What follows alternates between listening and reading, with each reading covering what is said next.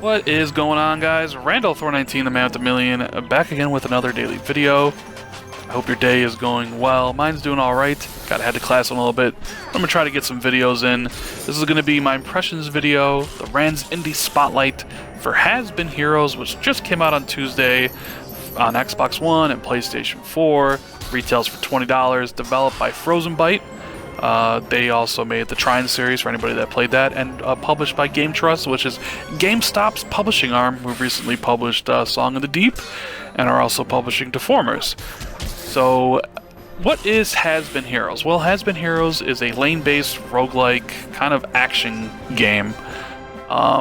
Your collection of has-been heroes who've seen better days, they're heroes that have gotten old and kind of discarded, and you're on like a final mission to take the princesses to school. Yes, that is the basis, that is the basic story.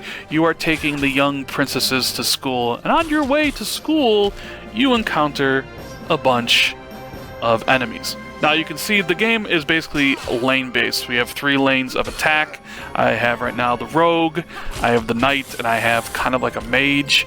Enemies are in each lane, and you see the little green icon at the back end of each character. That means I can attack. And when I can attack, you select the character, whatever lane they're in, you use, and then you press B to attack, and you attack it. The thing is, though, as you see there, see it stopped, time stops, I can then use a different character to slide in and continue the attack. And that's where a lot of the tactical combat for the game comes into place, because this game is hard. It is really hard. You are going to die over and over and over again. And every time you die, you kind of unlock something. So every time you see me kill an enemy here, I unlock these things called souls. And every time you die, you deposit these souls in heaven in this like grand orb thing. And every time you reach a specific amount, like the first time's 50, the second time's 60, so on and so forth, you unlock more items to get. So every time you play through the game, you have more items, you unlock different heroes, more spells, better spells, and so your characters get better and essentially go and beat the game, because you're not going to beat this game your first try. That is definitely for sure. I think I've done 6 playthroughs so far, or 6 run-throughs, and I still haven't beaten the game yet, because it's just that hard, it's that difficult.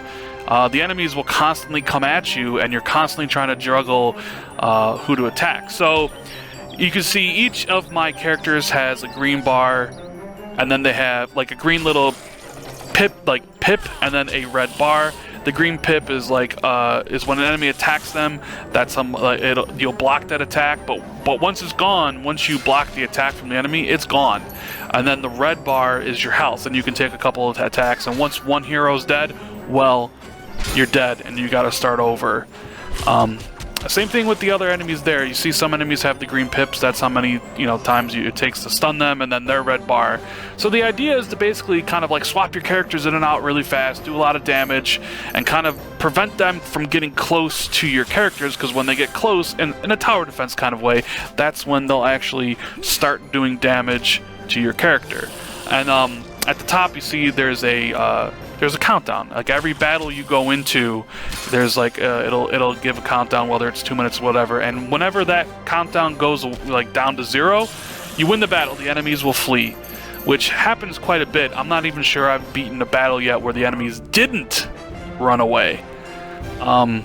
And then once that happens, you pick a spot in the map to go to. The map's in the bottom right hand corner. You can see the different paths to go to, and some areas will have a merchant where you can buy better gear and better spells, maybe a treasure chest, right, which if you've come across the merchant, you could buy keys for, which you could open up and get something else.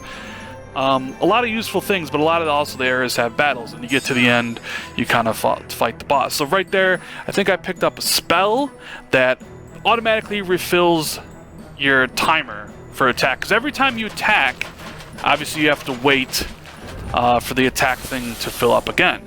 And you can see At the bottom of the screen, I have my 3 characters. I also have the spells I've gotten for playing the game, and that one spell I just got, you kind of can scroll over there and press right bumper. They do recharge. I haven't come across any spells that are one-time use. They do recharge after a certain amount of time. So it's all about using the spells at the right time. It's all about, you know, figuring out which character is best at doing what, and then constantly swapping out the enemies to do maximum damage against the enemies so they don't get close to you. Now, I'm not a fan of roguelike games. I never have been. Although the amount, I think I've put like 2 hours in this game, I actually quite enjoy the combat. It's actually fun, frantic, tactical in a way that I didn't think it would be. Like, I wasn't really expecting much from this game when I started it, but I was actually enjoying the combat as I played. Now, of course, dying over and over and over and over and over and over again gets old after a while, but that's the point of the game. The point of the game is to die so you can get better gear and move on.